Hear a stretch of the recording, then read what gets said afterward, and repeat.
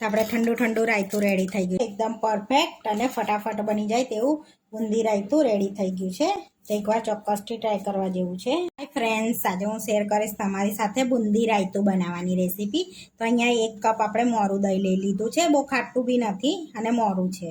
અને અહીંયા અડધો કપ આપણે બુંદી લીધી છે. તો આ બુંદી હોમમેડ બનાવેલી છે. જો તમને આની રેસીપી જોતી હોય તો તમને આગળના વિડીયોમાં મળી જશે.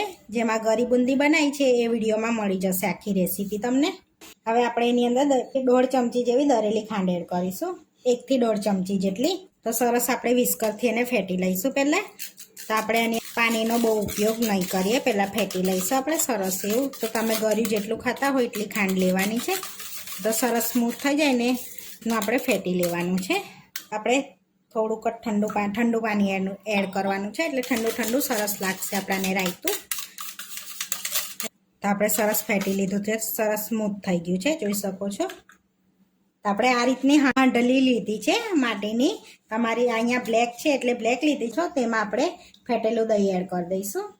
તો આપણે દહીંને એટલે થીક રાખવાનું છે કે આપણે એની અંદર થોડાક આઈસ ક્યુબ એડ કરવાના છે, જેથી એની અંદર પાતળું થઈ જશે. તો આપણે 4 થી 5 આઈસ ક્યુબ એડ કરી દઈશું.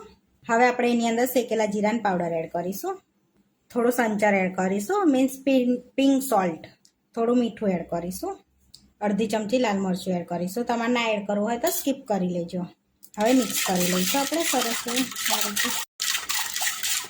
હવે લીલા મરચાં એડ કરવાના છે. તો અહીંયા ઝીણા કટ કરેલા 2 લીલા મરચાં લઈ લીધા છે મેં. હવે આપણે એની અંદર બુંદી એડ કરી દઈશું. તો તમે પલાળીને પણ એડ કરી શકો છો. તો સરસ મિક્સ કરી દઈશું. હવે આપણે એક વઘાર રેડી કરી દઈશું એની પર. તો અહીંયા 1 ચમચી તેલ ગરમ કરી દીધું છે, એમાં જીરું એડ કરીશું આપણે, અને ચપટી હિંગ એડ કરી દેવાની છે. હવે આ વઘાર અંદર એડ કરી દઈશું આપણે, સરસ એવું પકડે ને એટલે.